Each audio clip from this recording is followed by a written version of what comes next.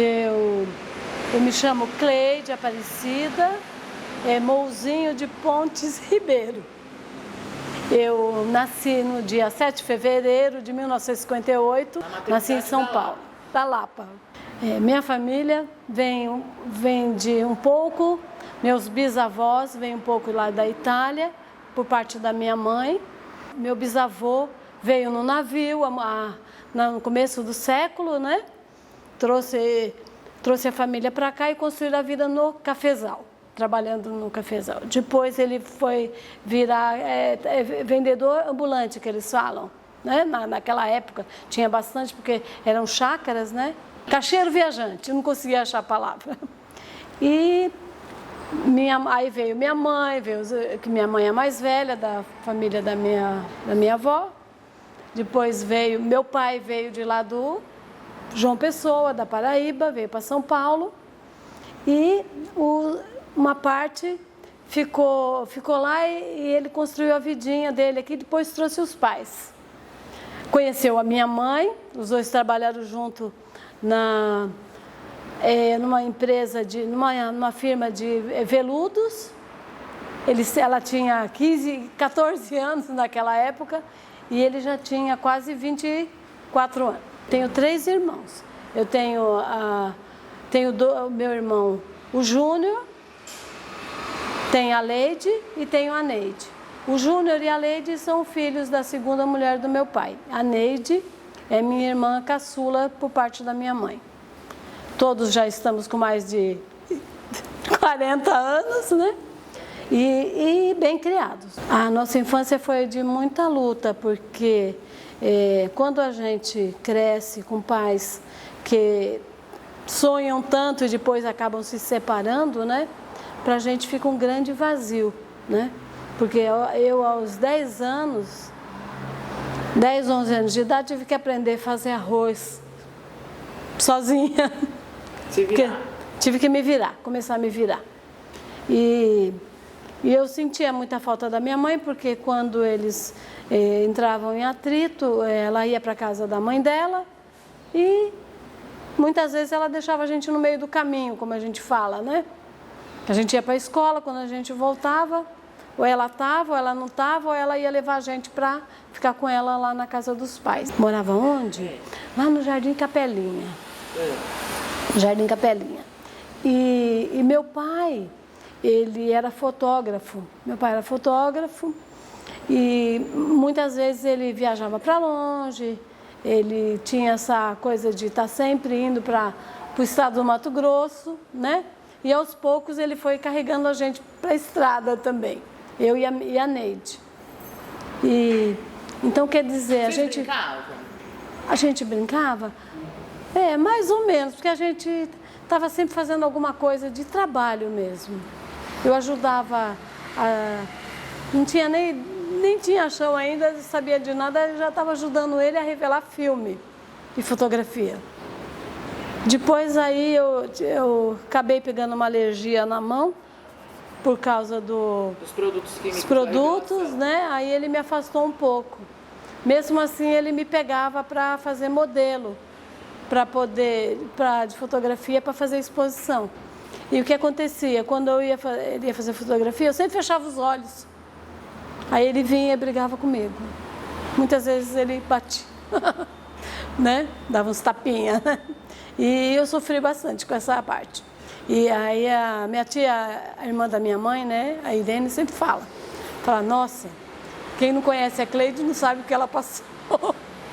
Não sabe o que ela passou, né?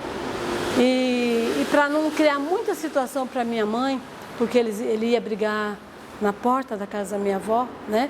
Porque ela ia para lá, porque a mãe ia, ele pegava e falava assim, vocês vão ou não vão para casa? Que era eu e a minha irmã, a Neide, né? Juntava as duas e ela ficava lá, entendeu? Eu queria ser um monte de coisa. Eu queria ser médica, queria ser aeromoça, mas aí eu sempre estava na porta medindo. Eu falava, mas eu não cresci, como é que eu vou ser aeromoça? Aí eu falei, vou ser médica. Não, vou ser enfermeira. Não, vou ser psicóloga, fono. É isso que eu queria. Aí eu tinha uma amiguinha que ela tinha deficiência, né? Ela não andava muito bem e enxergava muito pouco.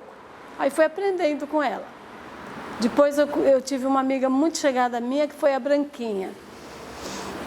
Eu e a Branquinha andava de bicicleta que nem dois molequinhos na rua. Eu adorava a Branquinha, mas aí um dia a Branquinha me pisa lá num caco de vidro, volta para casa, a gente volta para casa, pensou que estava tudo bem, mas não estava. A Branquinha pegou tétano, né? Foi a minha primeira perda. Eu não lembro mais. Eu não lembro. Eu lembro alguma coisa da minha infância, mas eu tive vamos supor assim, é uma coisa que te separa da vida da infância para a vida adulta. É um esquecimento. Eu tive uma amnésia. Minha adolescência também foi também um pouco aqui em São Paulo e um pouco estando com meu pai lá em Cáceres, né? Longe pra caramba, o coração doía. Porque eu estudava aqui no Paulo Heró, na escola. A gente tinha a nossa turminha, que a gente estava sempre junto. A gente fazia muito trabalho em casa e eu era aquela que escrevia os trabalhos. A gente não usava a máquina de escrever. A gente usava a letra, como é que fala? Fazia como se fosse caligrafia, né? A gente fazia os trabalhos e eu pegava e passava no papel.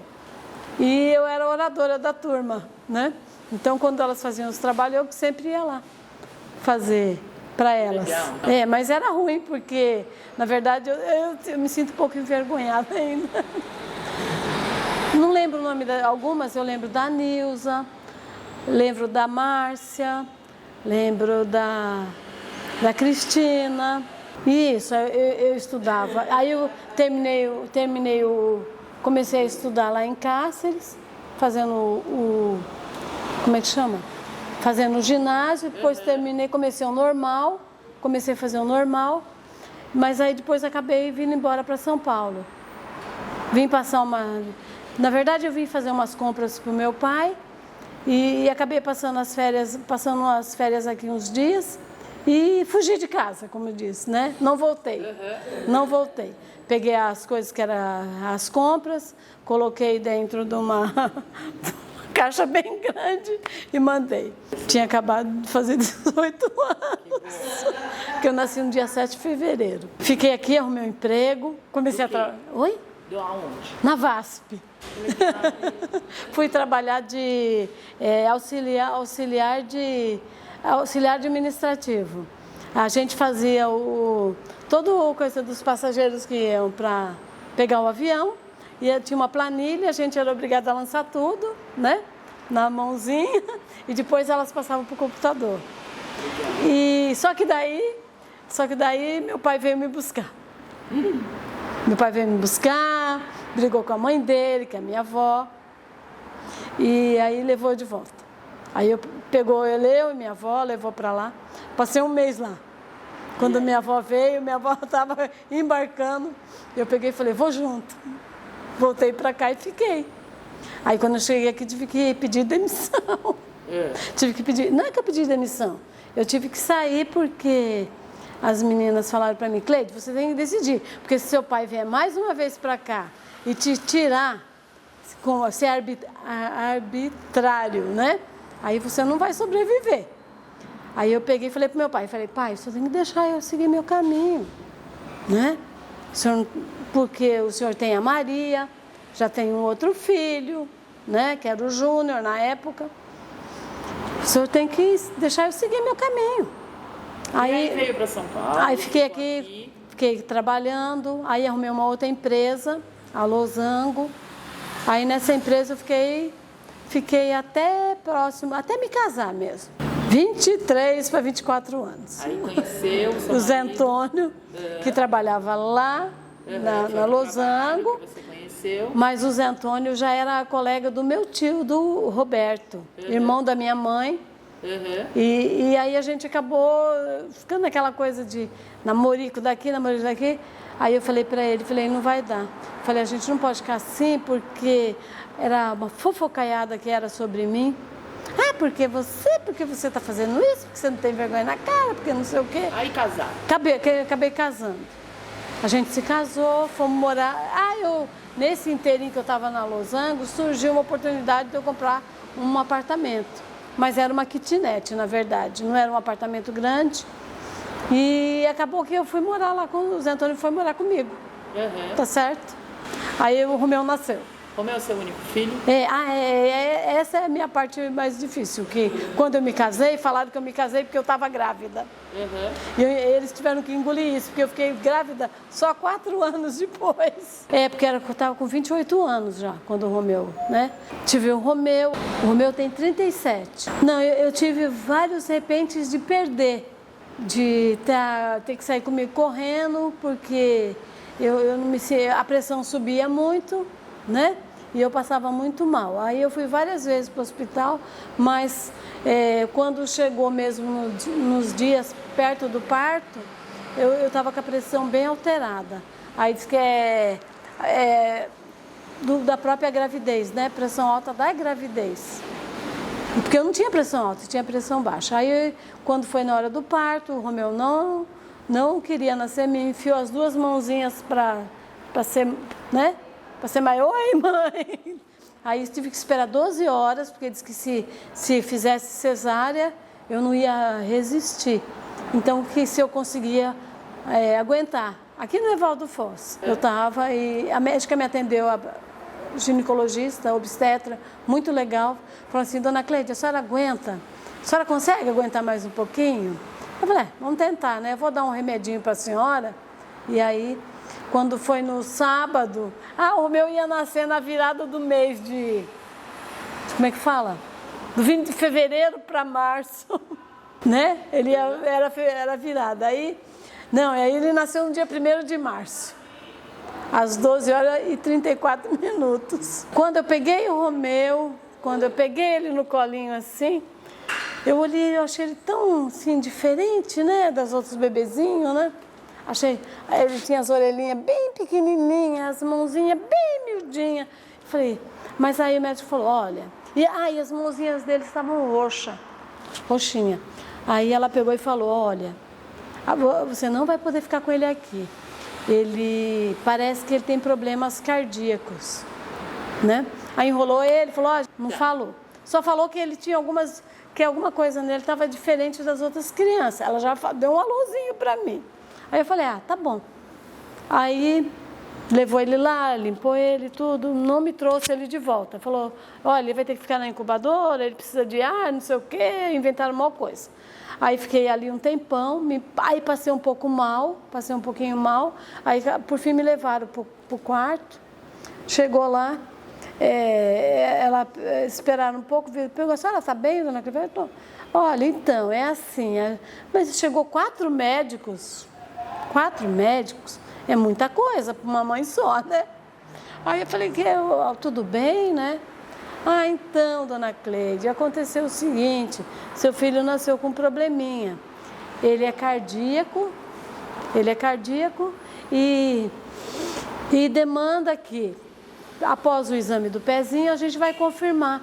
Mas parece que ele é síndrome de Down, ele nasceu com, ela falou, mongoloide.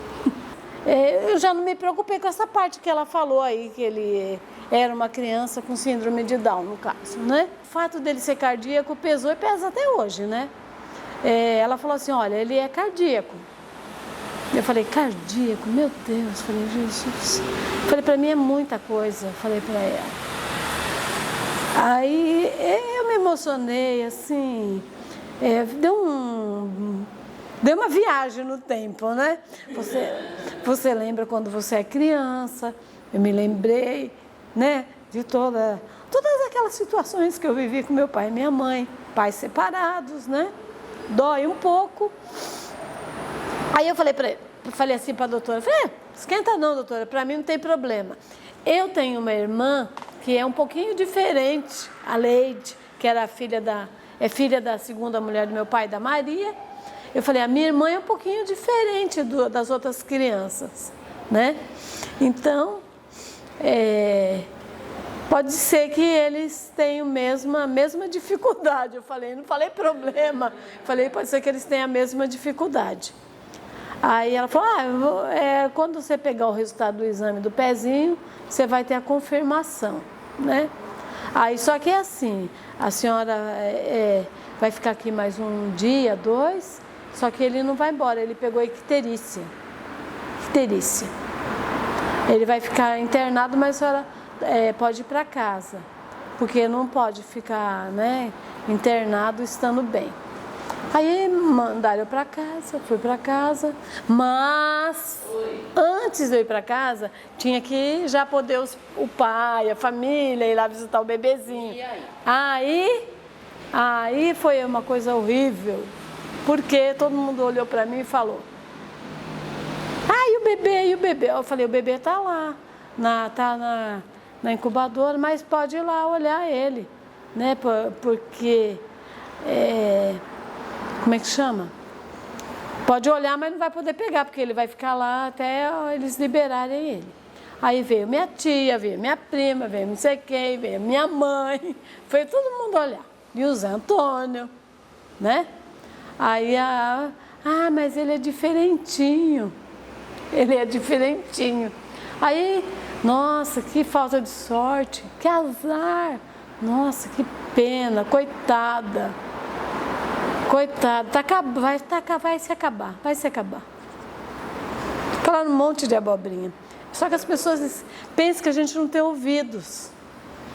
Escutei um monte de abobrinha, o Zé Antônio chegou lá, falou oi, viu o filho, foi embora também. Foi embora. Me deixaram sozinha lá. Me deixaram sozinha numa maternidade chique, toda cheia de pompa. Eu fiquei sozinha. Aí veio a psicóloga, veio conversar comigo e falou, e aí, dona Cleide, você está bem? Eu falei para ela, eu estou ótima. A senhora está preocupada com a sua situação, porque talvez seu filho tenha deficiência?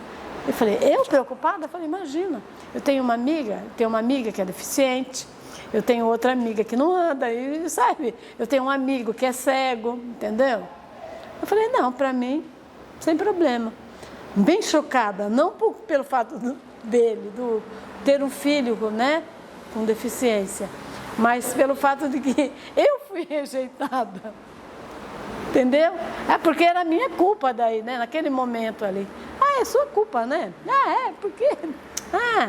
sofreu bastante na infância, você entendeu? Jogaram tudo em cima de mim. Aí eu falei para a psicóloga, eu falei, olha, nem esquenta a cabeça, minha querida, porque lá quando eu estava fazendo normal, nós também tinha psicologia, viu? Pode ficar sossegada. Eu sei bem como me virar, como enfrentar essa barra.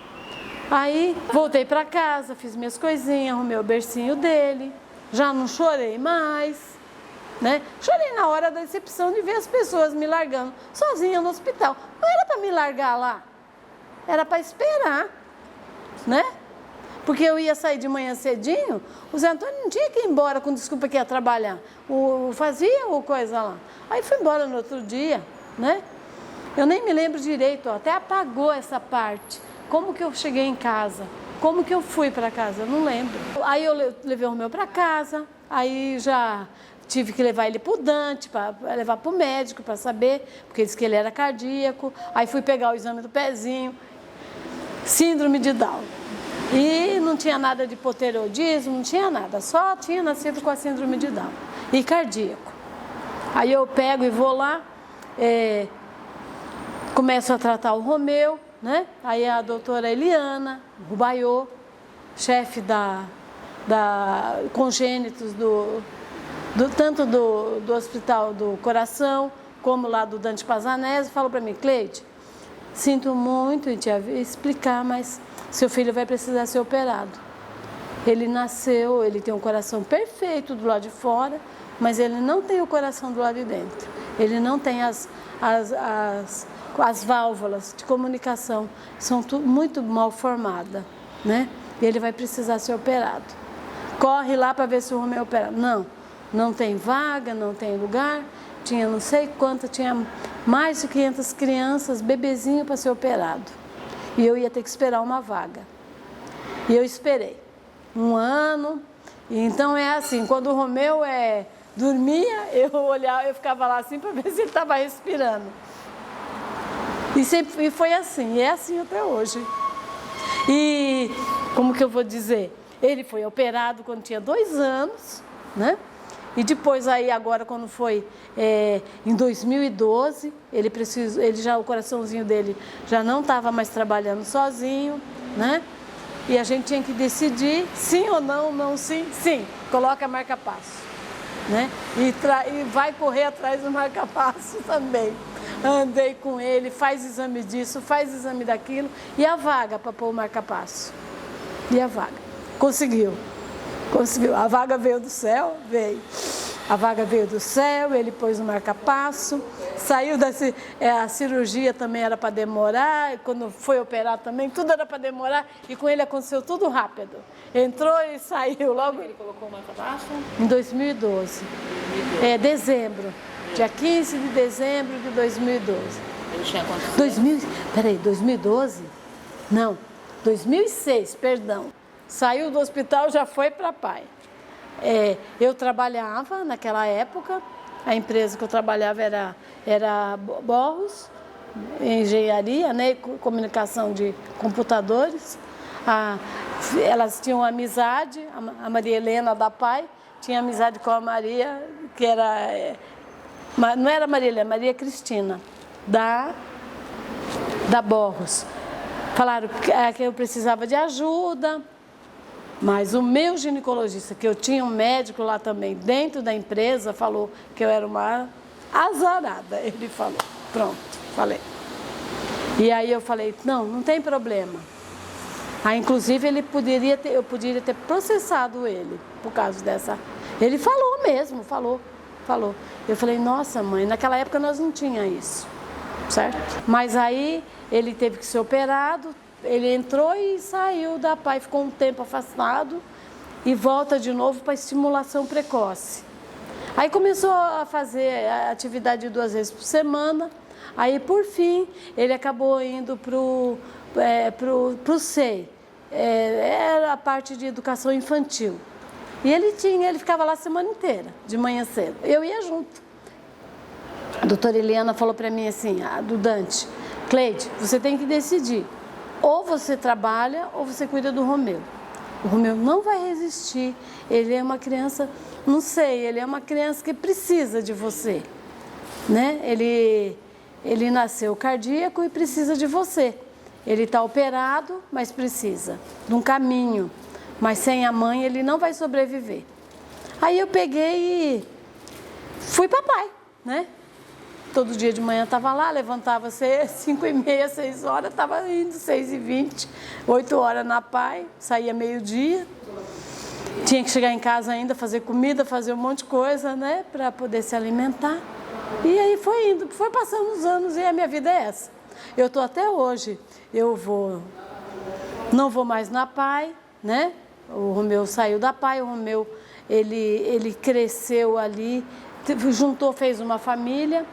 Depois, com o tempo, aparece, o Romeu já está adolescente, está na educação já de jovens, e é um dia da lei de cotas, alguma coisa assim, lá na Câmara dos Deputados, lá no Ibirapuera, e o Romeu vai com a turminha dele já andando, todo bonitão, coração bonzão. Tinha que ter cuidado com ele, mas ele podia ter uma vida normal, desde que tivesse uma pessoa para socorrer ele, né? Mãe, né? No caso, se não fosse eu, teria que ser uma outra pessoa. Aí lá vou eu de novo. Ele vai para a Câmara lá com a turminha dele. Quando volta, falou para mim que tinha conhecido uma moça linda. Eu falei, moça linda? Quem é essa moça? É uma moça linda com cabelo comprido, não sei o que, chama Silvia. Conheceu a Silvia. E aí? Silvia do Liz, do Olga Costa. E aí, estamos até hoje por aí, pelo caminho juntos.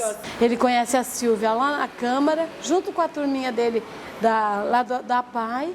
Aí, de lá para cá, começou o primeiro contato deles. Eles estavam fazendo um trabalho com os jovens, síndrome do respeito. Teve mais alguma coisa? Aqui, pintando a síndrome. Foi na Casa de Cultura? Não, foi lá na PAI, dentro da PAI. Dentro da, quer dizer, Ele conheceu ela lá e depois eles estão dentro da PAI já, pintando a síndrome do respeito. Pintou a síndrome do respeito. Foi o primeiro projeto. E depois Faz muito tempo, né, Cleide? Aí de lá para cá é assim, ele entra, passa um período, conforme tiver O que ele já fez dentro do Olga Costa? Espera aí. Então, ele fez esse trabalho dentro da PAI. Depois, teve um trabalho aqui no Brooklyn, a trilha. O Romeu também fez. Eles fizeram até uns livrinhos que eles mesmos construíram. Mas eu não tenho aqui comigo, né? Preciso até procurar. Já pelo Olga? Já pelo Olga Costa. E assim foi indo. Teve várias etapas.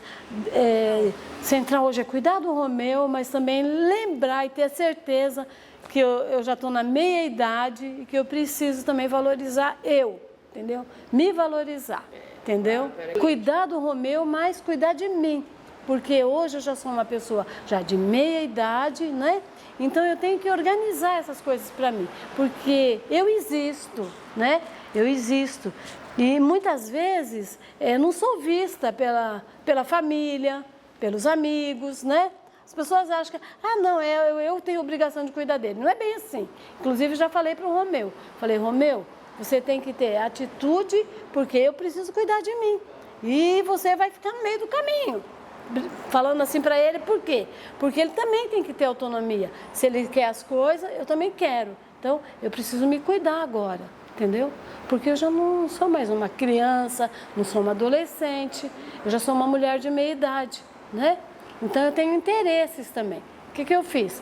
Tirei o Romeu lá da PAI, coloquei o Romeu na Fundação Dona Paulina e estou fazendo alguns projetos do Olga Costa, que engrandece não só a mim, né? Porque eu também tenho um espaço, tenho as minhas amigas e a gente tem uma troca muito boa, porque nossos filhos, cada um tem uma deficiência e isso faz com que a gente olhe o outro e esqueça de nós, né? Então, o que eu posso dizer? Posso dizer que eu tenho uma bela, né, família, certo? Que não é a minha família original, né? E que eu amo muito. Que eu fiz de tudo que eu podia pelo Romeu. Que eu fiz e faço, né? Porém, se ter a síndrome de Down é uma dificuldade, eu não acho. Porque a síndrome de Down faz o quê? Olha o Romeu. Ele impõe a palavra dele, né? E ele quer ser soberano, que a gente fala. Mas não pode. Eu expliquei para ele que ele tem que me ouvir. Porque hoje eu estou aqui, mas e amanhã eu estarei?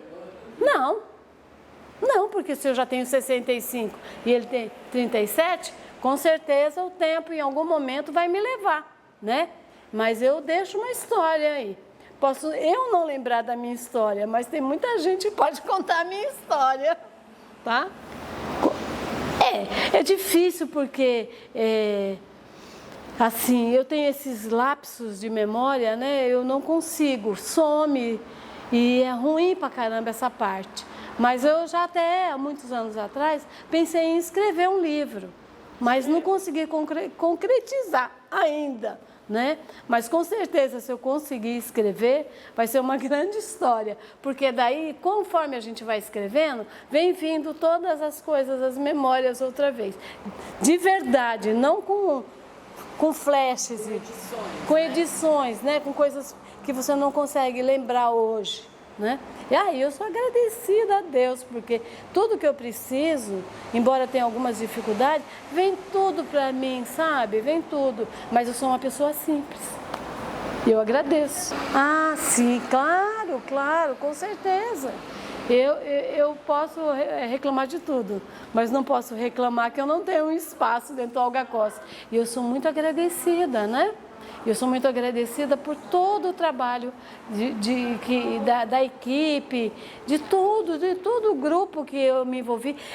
As meninas do Olga Costa, as professoras, as psicólogas, todo mundo que trabalha, eu conheço todo mundo. Assim, não conheço pelo nome, mas todas que eu vejo, que nem hoje eu cheguei aqui, me abraçaram.